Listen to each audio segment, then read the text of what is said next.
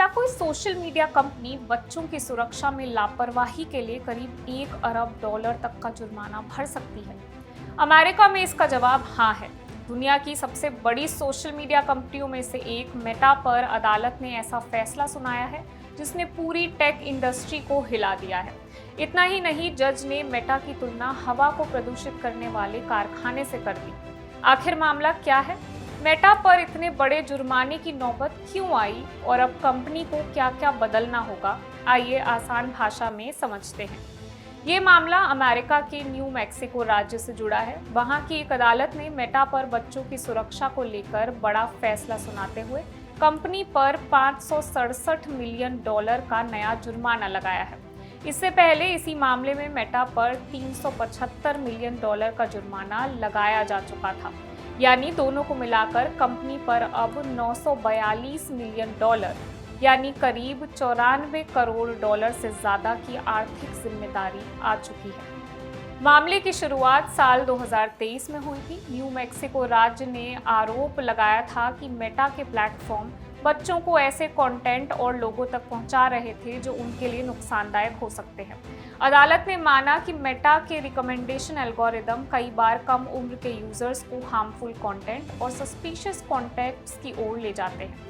इसी आधार पर जज ने कहा कि ये सिर्फ कंपनी की अंदरूनी समस्या नहीं बल्कि पूरे समाज को प्रभावित करने वाला मामला है।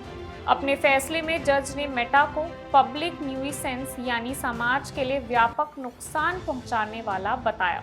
उन्होंने कहा कि जैसे किसी फैक्ट्री से निकलने वाला प्रदूषण सिर्फ फैक्ट्री तक सीमित नहीं रहता, वैसे ही सोशल मीडिया से होने वाला नुकसान भी सिर्फ ऑनलाइन नहीं रहता बल्कि परिवारों, स्कूलों, अस्पतालों और पूरे समाज पर असर डालता है। अदालत ने आदेश दिया है कि इस रकम का इस्तेमाल बच्चों को हुए नुकसान को कम करने, इलाज, मानसिक स्वास्थ्य सेवाओं और जागरूकता कार्यक्रमों पर किया जाए। इसके अलावा मेटा को कई नए सुरक्षा नियम लागू करने का भी आदेश दिया गया है। जैसे 18 साल से कम उम्र के यूजर्स के अकाउंट किसी अडल्ट को रिकमेंड नहीं किए जाएंगे। अडल्ट यूजर नाबालिगों को सीधे मैसेज नहीं भेज पाएंगे।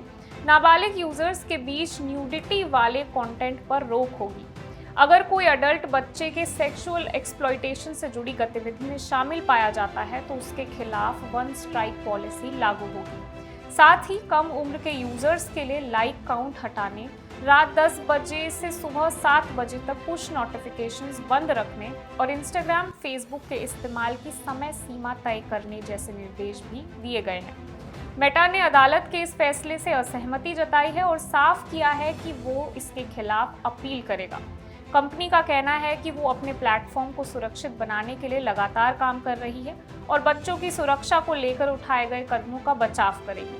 लेकिन इस फैसले ने एक बड़ा सवाल जरूर खड़ा कर दिया है। क्या अब सोशल मीडिया कंपनियों को सिर्फ टेक्नोलॉजी नहीं बल्कि अपने प्लेटफॉर्म के सामाजिक असर की भी पूरी जिम्मेदारी उठानी होगी? आने वाले समय में इस सवाल का जवाब दुनिया भर की टेक कंपनियों के लिए बेहद अहम साबित हो सकता है।